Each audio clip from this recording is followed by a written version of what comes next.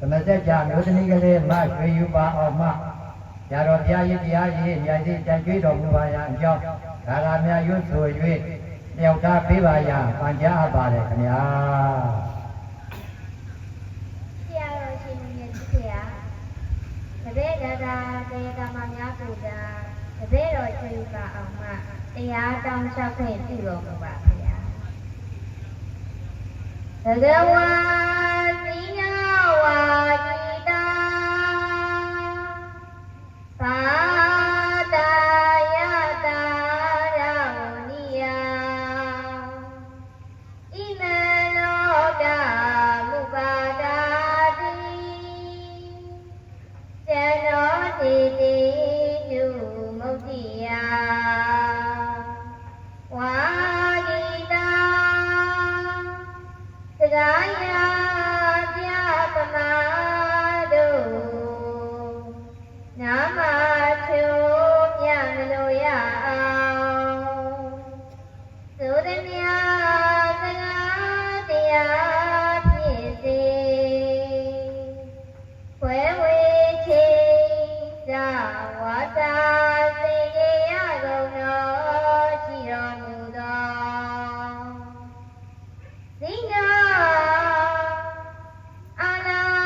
ဝကပကပြေမသာနာယိရိစာရိမြတ်စွာပွဲတရားတို့၌အမြဲတမ်းနိုင်ယူ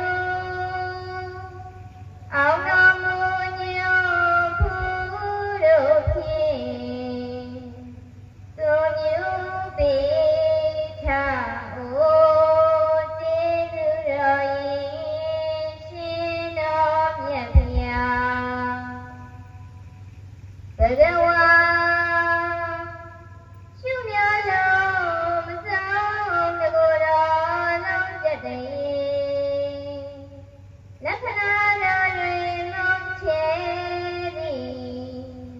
ဟောကျွဲဖြောထားရှင်တော်မြတ်ဖျားသည်ဝါဂိတဝါဂိတောစကားဝကြအကွက်လာအောင်ဝါငါညိုကြစကားနိုင်နေပြိုင်တဲ့ကင်းတော်မူသည်ဖြစ်၍တာရဝနိယချိုအေးစိတ်အစီချိုသောတောင်းဖဲနေသလားလာသဖြင့်သဘာဝအကြည့်အမြတ်တာရရှိလေထတော်သာတာယမယောလို့မတင်လို့အစုံတစ်ဖက်တို့စီရင်ဝတ်ချုံငယ်အတိညာပေးဟောဖို့မြင့်မြတ်သောတရားတော်တရားတော်တို့ဖြင့်ဣမေလောကံယမနာလူကဘာလူကဘာသာအောင်တဲ့သာမကျေရရှိသည်များတိတိတတလောကကြီးကိုဥပါဒာတိ1500ကိလေသာတွေချွန်လွဲရဝတ္ထေမတေစီတကယ်အမြင်အတိပေါဖို့ထိရောက်ပါစေမလို့တဲ့အကျိုးပြုတော်မူနိုင်ရဲ့မိတကားသန္တိရှင်လူတော်ကသဘောကျအောင်ဟောပြတော်သင်ဆရာတော်ရှင်လူမြတ်ဖျားဘဝရှင်လူတော်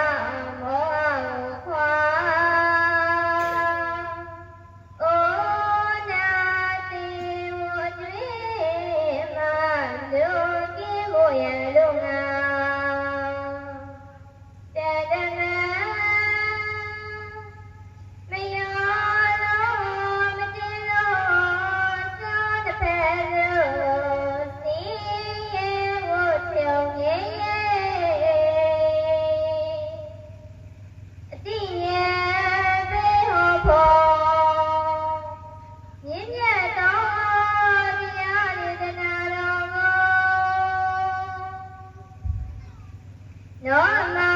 တံဝါဒနာဘာဂိယပတဝေဒာဝိနိယစေတောတွင်ရဲ့မြောဖျားတွေရောမရောအားယေတေကျူကရုဏာစေသာမြတ်တာဖြင့်စကားပြောညမလို့ရသုရမြာစကားတရားဖြစ်စေနိချွေညဖောဟောကြားတော်မူပါကျေးဇူးတော်ရှင်တိမင်္ဂလာဆရာတော်တခင်ရှင်သူမြတ်ကြီးဖယားသာဓုသာဓုသာဓု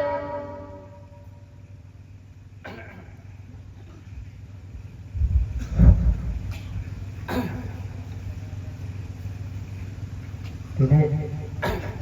သာသနာတက္ကသိုလ်2568ခုကောဇာတက္ကသိုလ်1386ခုခရစ်နှစ်2025ခုနှစ်ကိုယ်တိုင်ဘုံမျိုးညဆန္ဒကျောင်းတိုက်အတွင်းနှစ်စဉ်ကျင်းပမယ်ဖြစ်သောတတိယအကြိမ်မြောက်ညအထူးဓမ္မသဘင်စတုထညဖြစ်ပါရဲ့နော်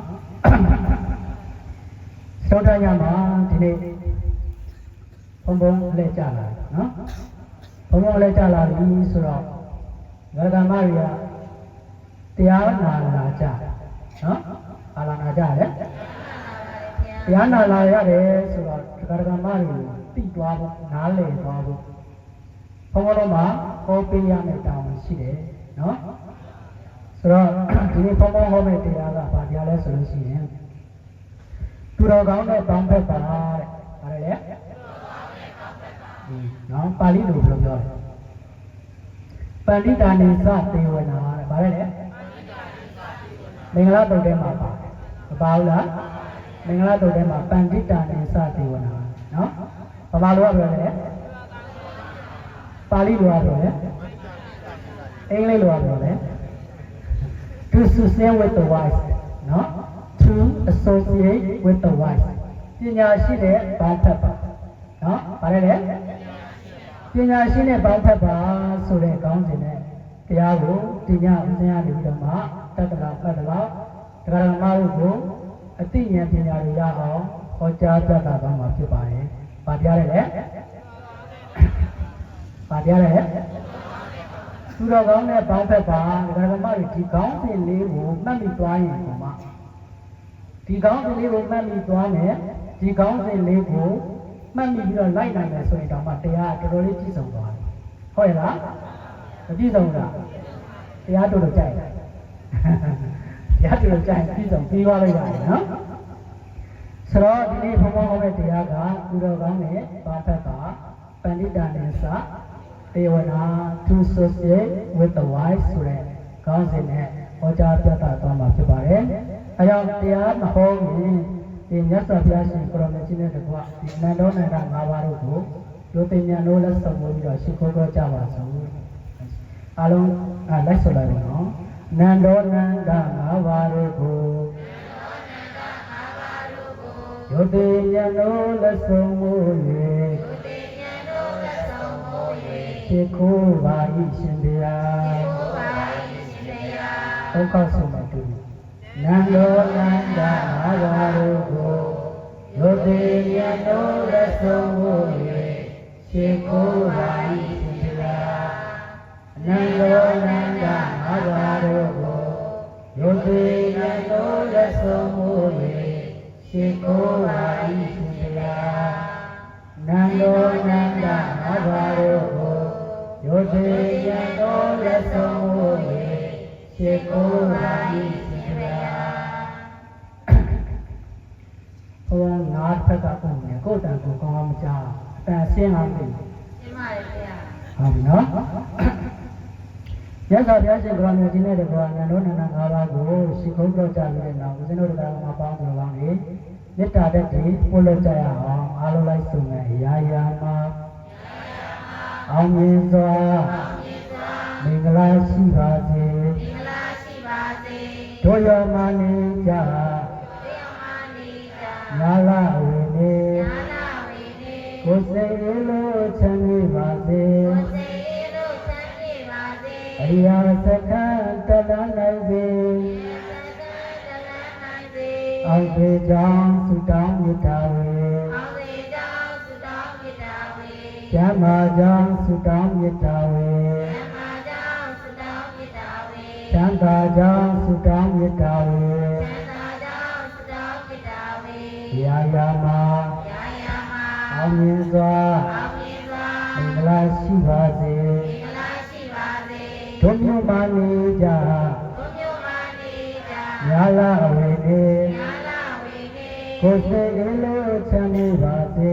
စေလို့ချမ်းမြေပါစေ အရိယာစကံတလန်းနိုင်စေ သက္ကတလန်းနိုင်စေ အောင်စေကြောင့်သုတောင်းမြတ်တာဝေ အောင်စေကြောင့်သုတောင်းမြတ်တာဝေ ကျမ်းမာကြောင့်သုတောင်းမြတ်တာဝေ ဓမ္မကြောင့်သုတောင်းမြတ်တာဝေ ချမ်းသာကြောင့်သုတောင်းမြတ်တာဝေ သံသာကြောင့်သုတောင်းမြတ်တာဝေ အရာရာမှာ ယာယာမှာ အောင်မြင်စွာ အောင်မြင်စွာ မင်္ဂလာရှိပါစေ မင်္ဂလာရှိပါစေ တို့နိုင်ငံမှာနေကြ တို့နိုင်ငံမှာနေကြ ညာလာဝေနေ ယာလာဝေနေ ကိုယ်စိတ်လို့ချမ်းမြေပါစေ ကိုယ်စေလို့ချမ်းမြေပါစေ အရိယာစကံတလန်းနိုင်စေ ယာသက္ကတလန်းနိုင်စေ အောင်စေကြောင့်သုတောင်းမြတ်တာဝေ အောင်စေကြောင့်သုတောင်းမြတ်တာဝေ ကျမ်းမာကြောင့်သုတောင်းမြတ်တာဝေ ဓမ္မကြောင့်သုတောင်းမြတ်တာဝေ ချမ်းသာကြောင့်သုတောင်းမြတ်တာဝေ သံသာကြောင့်သုတောင်းမြတ်တာဝေ အရာရာမှာ ယာယာမှာ အောင်မြင်စွာ အောင်မြင်စွာ မင်္ဂလာရှိပါစေ မင်္ဂလာရှိပါစေ တို့ကဘာမနေကြ ဘုရားမနေကြ ညာလာဝေနေ ယာလာဝေနေ ကိုယ်စိတ်လို့ချမ်းမြေပါစေ ကိုယ်စေလို့ချမ်းမြေပါစေ အရိယာစကံတလန်းနိုင်စေ ယာသက္ကတလန်းနိုင်စေ အောင်စေကြောင့်သုတောင်းမြတ်တာဝေ အောင်စေကြောင့်သုတောင်းမြတ်တာဝေ ကျမ်းမာကြောင့်သုတောင်းမြတ်တာဝေ ဓမ္မကြောင့်သုတောင်းမြတ်တာဝေ ချမ်းသာကြောင့်သုတောင်းမြတ်တာဝေ သံသာကြောင့်သုတောင်းမြတ်တာဝေ တာရုခေါ်လိုက်ပါ သာဓုသာဓုသာဓု ဟုတ်ပြီအရိယာပေါင်းပေါင်းတော့မှတရားနာရှိတယ်နော်နောက်ကလူရဲ့အတန်တိတ်မထွက်ဘူးနော်နောက်ကလူရဲ့အတန်ထွက်ပြကြပါနော်ဆိုတော့ဒီညမှာဦးဇင်းတို့ကမားပြီ၅ပါးသီလမခံရကြဘူးလား၅ပါးသီလရကြပြီ၅ပါးသီလဆိုတာ to take refuge in the Buddha, to take refuge in the Dhamma, to take refuge in the Sangha. ပါဠိလိုကဗုဒ္ဓံတရဏံကိသာမိဓမ္မံတရဏံကိသာမိသံဃံတရဏံကိသာမိဆိုပြီးတော့ဆိုကြရအောင်အေးဘုရားကိုတကယ်ကိုးဝယ်လားဘုရားကိုတကယ်ကိုးဝယ်လားသံဃာကိုတကယ်ကိုးဝယ်လားနော်ဘုရားကိုးဝယ်ခုနကစစ်ပေးတဲ့အတိုင်းဘုရားကိုးဝယ်တကိုးကျယ်စသဖြင့်ပြောခဲ့ပြီးသွားတယ်နော်နောက်တစ်ခုက၅ပါးသီလမဆောက်တည်ကြဘူးလား၅ပါးသီလပါရောသူတတ်တကယ်ရဘူးသူတို့စာမကိုးရဘူးသူများသားများမဖြစ်ပါရဘူးလိမ်မပြောရဘူးတေးတဲမသားရဘူးနော်အင်္ဂလိပ်လို no killing no stealing no sexual misconduct no lying and no drinking နော်ငါးပါးသီလလုံရပါလားမလုံရဘူးလားလုံရမယ်နော်ငါးပါးသီလမလုံပါဖြစ်မှာနော်ပယ်သွားမှာပေါ့နော်အဲကြောင့်ဒီနေ့ငါးပါးသီလလည်းခံယူစောင့်တည်ပြီဆိုတော့ဒီနေ့ဘုံဘုံပဲတရားပါတရားလေသူတော်ကောင်းနဲ့ပေါင်းဖက်ပါနော်ဒီလိုလေးပြီးတာတော့နော်ဆိုတော့သူတော်ကောင်းနဲ့ပေါင်းဖက်ပါဆိုပြီးတော့မှဒီဟောတာမှာမင်္ဂလာတုံးမှာပါတယ်မင်္ဂလာတုံးမှာဘာဝကြီးရှိရထားပြီးတော့ပြောလဲဆိုလို့ရှိရင်အသေဝနာစပါလာနေတယ်ဗါတယ်လေဘာပြောရလဲဟမ်သူမိုက်ကိုမပေါင်းပါနဲ့เนาะ not to associate with the foolish နော်လူမိုက်နဲ့မပေါင်းနဲ့လူမိုက်နဲ့မပေါင်းဖို့အရင်ဆုံးပြောတယ်အဲ့လိုကြာနော်မင်္ဂလာ3ပါးထဲမှာလေလူမိုက်ကိုမပေါင်းနဲ့တဲ့လူမိုက်နဲ့ပေါင်းပါဖြစ်လူမိုက်ဖြစ်မှာပေါ့နော်အတေဝနာသဘာဝနဲ့ပန္တိတာနိသတေဝနာ to associate with the wise ပညာရှိနဲ့ပေါင်းရမယ်တဲ့ဘာနဲ့ပေါင်းရလဲပညာရှိနဲ့ပေါင်းရင်ဘာဖြစ်မှာလဲ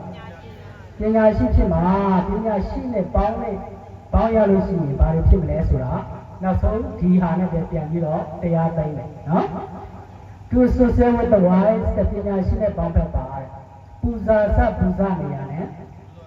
အေးကြံမင်္ဂလာမုတ်တမန်ဒါဟာမင်္ဂလာတွေဖြစ်ပါလေ to honor those who are honorable ပူဇော်ထိုက်သူကိုပူဇော်ပါတဲ့ to honor those who are honorable နော် this is the happy blessing လို့ပြောရတယ်နော်ဒါဟာမင်္ဂလာ3ပါးဖြစ်ပါတယ်တဲ့နော်ဒါဒီနေ့ဘုံဘုံပဲကြားရတာကြားရဲ့သူတော်ကောင်းနဲ့ပေါင်းဖက်ပါသူတော်ကောင်းနဲ့ပေါင်းလို့ဘာတွေဖြစ်မလဲဆိုတဲ့တရားကိုဒီနေ့ဟောကြားသွားမှာဖြစ်ပါတယ်နော်ဇတ်တော်အနေနဲ့ပြောရမယ်ဆိုလို့ရှိရင်မဟာတုတ္တသောမဇတ်ဘာလဲမဟာတုတ္တသောမဇတ်တော်ကိုဟောကြားသွားမှာဖြစ်ပါတယ်နော်မဟာတုတ္တသောမဇတ်ဆိုတာကဒီ950ဟောပါတယ်စက်ကြီးဆက်ပွဲပြီးရင်အရှိဆုံးတော့နော်အဲ့ဒီရှိဆုံးတော့ကိုဦးဇင်းဟောကြားသွားမှာအချင်းချုပ်ဟောကြားသွားမှာဖြစ်ပါတယ်နော်အချင်းချုပ်ဟောကြားသွားမှာဖြစ်ပါတယ်နောက်ဒီလိုချိန်ခါမျိုးမှာသာရဂမတွေကတရားနာလာကြရနော်ဒီကလည်းမကောင်းတဲ့ခါကျတော့စောစောပြီးပြီးပေါင်းတော့နော်အဲကြောင့်တရားကိုအချင်းချုပ်ပြီးတော့ဟောကြားသွားမှာဖြစ်ပါတယ်ဒီမဟာဗုဒ္ဓတော်မှာဇတ်မှာပစ္စုပန်ဝတ္ထု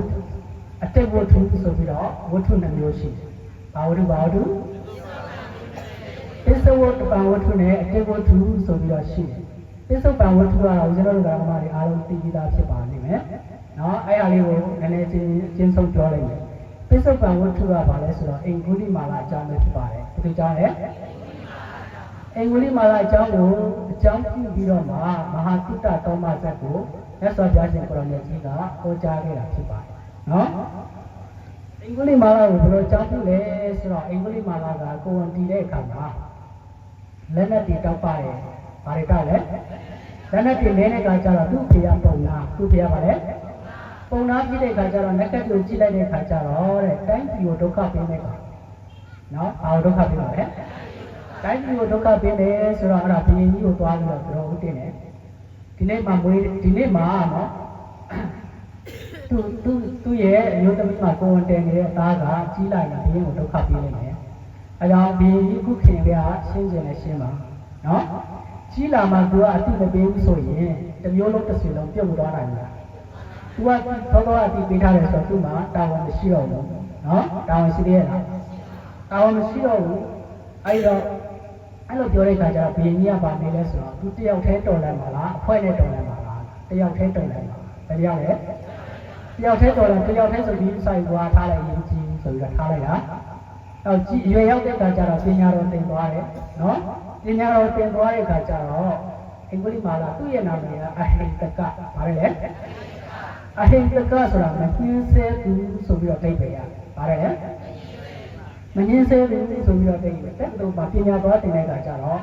သူကအင်မတန်မှတော်တယ်နော်တော်တဲ့အခါကျတော့တော်တယ်ဒါပေမဲ့ဟောပါလေကျောင်းသားတွေပညာပြုပြီးွားတဲ့အခါကျတော့တဲ့ကျန်တဲ့လူတွေကတထေးသားတွေ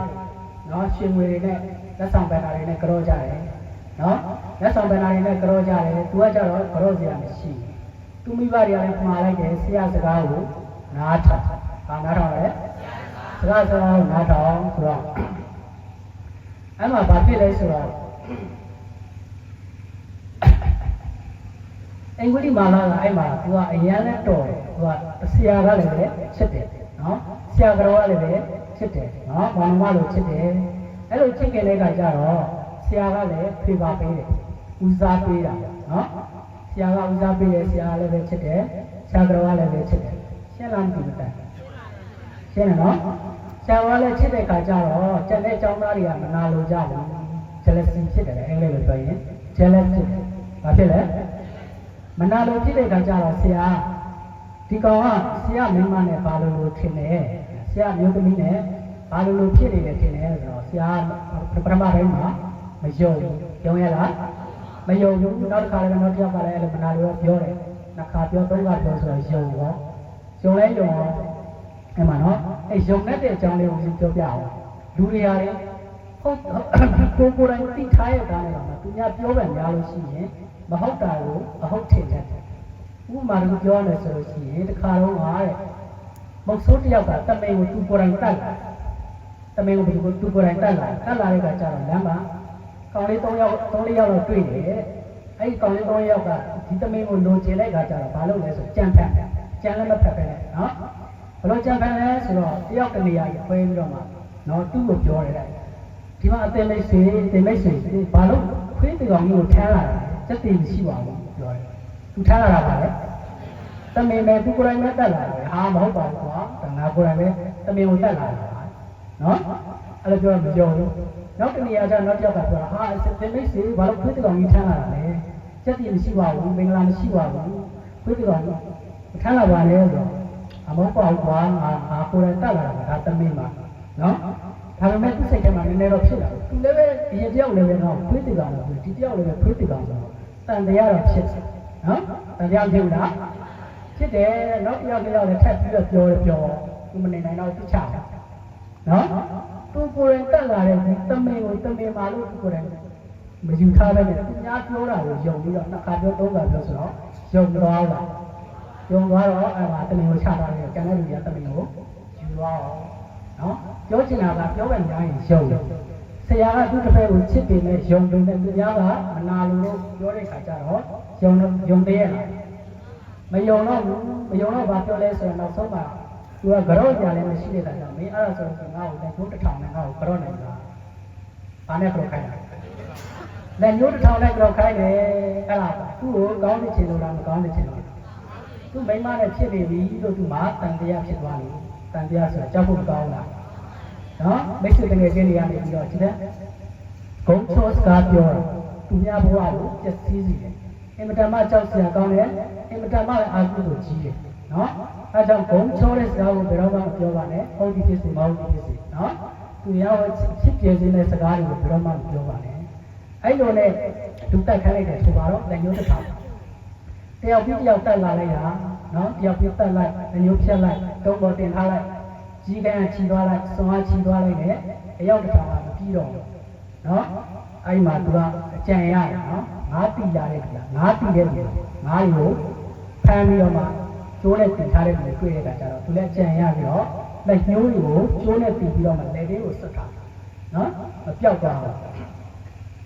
အဲ့လိုတီလာတဲ့အတွက်ကြောင့်မလို့ခုနကကိုအင်ဂုလိမာလဆိုပြီးတော့ပြောတယ်အင်ဂုလိဆိုတာလက်ညှိုးမာလဆိုတာပန်းနော်လက်ညှိုးကိုပန်းလုံးတစ်ခွဲတည်ထားတဲ့အတွက်ကြောင့်လို့တဲ့သူ့ကိုအိမ်ဂုလိမာလာဆိုပြီးတော့နာမည်တွင်တယ်သူ့နာမည်ရင်းရပါလေအဟိတကဗါလဲသူ့ရဲ့ nickname ကဗါလဲဆိုတော့အိမ်ဂုလိမာလာဆိုပြီးတော့တိုင်တယ်နောက်ဆုံးတစ်ချောင်းပြန်တဲ့အခါကျတော့သူအဋိဋ္ဌံဖြစ်တယ်ငါဒီနေ့တွေ့တဲ့သူကိုတတ်တွေ့တဲ့သူကိုလည်းညှို့ဖြတ်မယ်ဆိုပြီးတော့မှအဋိဋ္ဌံအဲ့ဒီအချိန်မှာနော်လူတက်လို့ဆိုပြီးတော့မှဘယင်နေတဲ့စက်တက်တွေကလည်းဝိုင်းသူ့လိုက်ရှာကြတယ်နော်အဲ့ဒီတရင်ကိုသူ့မေလုပ်တဲ့မေရလည်းပဲကြားတယ်နော်အမေဆိုတာမျိုးကတားဘလောက်ဆိုသူတားကိုစိတ်ကြည့်တယ်နော်စိတ်ကြည့်တဲ့အခါကျတော့ထမင်းမစားပါငါတော်ထဲမှာရေမတောက်ရလားဆိုပြီးတော့အမေကထမင်းထုတ်ကိုဆွဲပြီးတော့သွားတဲ့အခါကျတော့သူတားကိုတွေ့တဲ့အခါကျတော့သူကဝမ်းသာအားရနဲ့ထမင်းကျွေးဖို့သွားတယ်အဲ့မှာအင်္ဂလိပ်မာလာလည်းထိတ်လန့်သွားတယ်နော်သူကဒိဋ္ဌံထားတယ်လူတွေကတော့တချို့လူတွေကအဋိဋ္ဌံထားရင်ဌာနအဋိဋ္ဌံထားရင်ပဲလောက်အောင်ဒါမှအဋိဋ္ဌံအောင်နော်ဘယ်တော့ပဲခက်ဒိဋ္ဌံပြီဆိုလို့ရှိရင်အခက်အခဲတွေနဲ့ကြုံတွေ့ရတယ်အဲ့ဒီနဲ့အခက်အခဲတွေနဲ့ကြုံတွေ့တာကိုမလုပ်ဘူးဆိုလို့ရှိရင်အဋိဋ္ဌံကျတယ်နော်ဆိုတော့သူ့အမေကိုတတ်မယ်ဆိုပြီးတော့လိုက်တယ်သူ့အမေကလည်းပဲငါတောင်းထိုင်ကြည့်ဖို့လာတာပါငါ့ကိုမတတ်ပါနဲ့ဆိုတော့ပြောတယ်နော်အဲ့ဒီအချိန်မှာမြတ်စွာဘုရားရှင်ကိုရောင်မြတ်ကြီးကလည်းနော်ဘုသူ့ကိုချစ်ချွတ်ရမယ်ဆိုပြီးတော့အာယုံပြုလိုက်တဲ့အခါမှာအင်္ဂုလိမာလာကိုသွားတွေ့တော့လမ်းမှာသူတို့ရဲ့အလယ်မှာရက်လိုက်တယ်နော်ရက်လိုက်တော့သူကဖျားလို့ကြည့်ရလားအတိဘူးယဟန်တစ်ပါးလို့ပဲသိတယ်ရာဆိုတော့တော်ပဲအာမီလိုက်တော့ယဟန်ကိုပဲလိုက်တော့မယ်ဖျားကိုလိုက်တော့မိရက်လားမမီဘူးထားပါအဲ့မှာသူကဘာပြောလဲဆိုတော့ အရှင်ယဟန်တဲ့ရက်ပါတဲ့နော်ရက်ပါတာမန်လူဆိုဘယ်သူမှပြေးလို့မလို့ဘူးအင်္ဂလိပ်မှာလာတယ်နော်ရက်ပါဆိုမြတ်စွာဘုရားရှင်ကိုရောမြတ်ကြီးက9ရက်နေတယ်နော်9ရက်နေတယ်သင်ရတာပြေးနေတာလို့ပြောလိုက်တော့ဒါပါစားတယ်ပေါ့နော်အဲ့မှာသူကပြန်ပြီးတော့ပြချလိုက်လာတယ်ကမြတ်စွာဘုရားရှင်ကိုရောမြတ်ကြီးကကံလေးကိုမပြုတော့ဘူးမြတ်စွာဘုရားရှင်ကံလေးပြုခဲ့ရလားကံလေးမပြုတော့ရက်မရက်မဘူးလားရက်နေရင်ကုလိမာလာကတရားတတ်တယ်တတ်နေလားကံလေးကိုပြုတယ်သူကတော့ရက်လို့ရတယ်မရတော့ဘူးအဲ့ဒါတွေကိုလည်းဖော်လိုက်တော့အင်္ဂလိပ်မာလာကတစ်ခါရဲသူရောအဲ့လိုမျိုးရက်လို့ရလားမြတ်စွာဘုရားရှင်ကိုရောမြတ်ကြီးကရက်လို့ရတယ်နော်အဲ့လိုမျိုးဟောပြီးတော့မှအင်္ဂလိပ်မာလာကိုချစ်ချွတ်လိုက်တယ်လို့ဆိုပါတော့နော်ချစ်ချွတ်တဲ့အခါမှာအဲ့မှာဘယင်နဲ့စစ်တပ်ကလည်းမြတ်စွာဘုရားကြောင့်မရောက်ဘူးအဲ့ဒီမှာအင်္ဂလိပ်မာလာကယဟန်ဖြစ်သွားတယ်ဘာဖြစ်သွားလဲယဟန်ဖြစ်သွားတဲ့အခါကျတော့ဘယင်ကမေးတယ်စစ်တရားမြတ်စွာဘုရားရှင်မေးတာဗျအင်္ဂလိပ်မာလာရှိတာမြတ်စွာဘုရားရှင်ကရှိပဲဖြစ်သွားတယ်မြတ်စွာဘုရားရှင်ကဘယ်လိုဖြစ်လဲရှိလားမရှိလားဟမ်အင်္ဂလိပ်မာလာရှိလားမရှိလားရှိပါတယ်အင်္ဂလိပ်မာလာကဘာလုပ်တာလဲလူတတ်တာသူကရဟန်းဖြစ်သွားပြီဆိုလူတတ်တယ်လားမတတ်တော့ဘူးဆိုအင်္ဂလိပ်မာလာမရှိတော့ဘူးအဲ့တော့အင်္ဂလိပ်မာလာဟုတ်တယ်ရဲ့မဟုတ်တော့ဘူးရဟန်းဖြစ်သွားပြီရဟန်းဆိုတော့လူမတတ်တော့ဘူးအဲ့ဒါကိုပြောတာမြတ်စွာဘုရားရှင်ရဟန်းဖြစ်သွားတယ်ရဟန်းဖြစ်သွားတဲ့ကြောင့်လို့အင်္ဂလိပ်မာလာလူတတ်သမားဆိုတာမရှိတော့အဲ့တော့ဘုရားကိုဘယင်ကြီးရလည်းပဲဘုရားကိုကြည့်လို့တဲ့အတွက်ကြောင့်လို့ပြင်မပေးတော့ထားလိုက်တော့အဲ့တော့မြတ်စွာဘုရားရှင်ကိုရောမြတ်ကြီးကအင်မတန်မှသိုးသွမ်းတဲ့လူတတ်သမားကြီးအင်္ဂလိပ်မာလာကိုဆုံးမလိုက်ပြီဆိုတဲ့တည်းတွေကအိုးကြော်ဖြစ်သွားတယ်။ယဟန်တွေကြားမှာလည်းစီဝေးပြီးတော့ပြောကြတယ်ချင်းမွန်းကြတော့မြတ်စွာဘုရားရှင်ကိုရောမြတ်ကြီးကိုဘာလို့ကြလဲချင်းမွန်းကြတယ်မြတ်စွာဘုရားရှင်ကိုရောမြတ်ကြီးကိုတော်လိုက်တာနော်ဒီအင်္ဂလိပ်မာလာလိုမြတ်ကြီးကိုတော့မှချက်ချင်းဆုံးမနိုင်တယ်ဆိုပြီးတော့ချင်းညောကြအဲ့လိုချင်းမွန်းကြတဲ့အချိန်မှာမြတ်စွာဘုရားရှင်ကိုရောမြတ်ကြီးကကြွလာတဲ့အခါကျတော့အတင်းတို့ဘာတွေပြောဆိုနေကြတာလဲဘာတွေဆွေးနွေးနေကြတာလဲဆိုတော့ဒီလိုဒီကြောင်းပဲအင်္ဂလိပ်မာလာကြီးကိုဆုံးမနိုင်တဲ့အတွက်ကြောင့်မြတ်စွာဘုရားရှင်ကိုရောမြတ်ကြီးကိုချီးကျူးနေကြတာပါဗျာလို့ရှောက်တဲ့အခါကျတော့မြတ်စွာဘုရားရှင်ကိုရောမြတ်ကြီးကဗာမိတ်တယ်ဆိုတော့ငါကဖျားချစ်လို့ဒီအင်္ဂလိပ်မာလာကိုဆုံးမနိုင်တယ်ဆိုတာဘာမှမဟုတ်သေးပါဘူးငါလူဘဝတော့အတိတ်ဘဝတော့ငါသူ့ကိုဆုံးမခဲ့ပြီလေဆိုပြီးတော့မိတ်အဲ့မှာဘလုံးများဆုံးမခဲ့ပြီးပါတယ်လဲဆိုတော့ရှောက်တဲ့အခါကျတော့မြတ်စွာဘုရားရှင်ကိုရောမြတ်ကြီးကမဟာတုတ္တသောမဇတ်ကိုဟောပါတယ်မဟာတုတ္တသောမဇတ်ကသုမစာ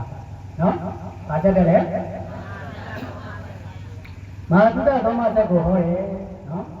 ဒီညာလေးသွားမှာဖြစ်သွားအချိန်ကြည့်ရပြီနိုင်ရတော့ရှိနော်ဆိုတဲ့အခါကျတော့မြတ်စွာဘုရားရှင်ကိုရောမြတ်ကြီးကမဟာတုတ္တသောမဇတ်ကိုဟောတယ်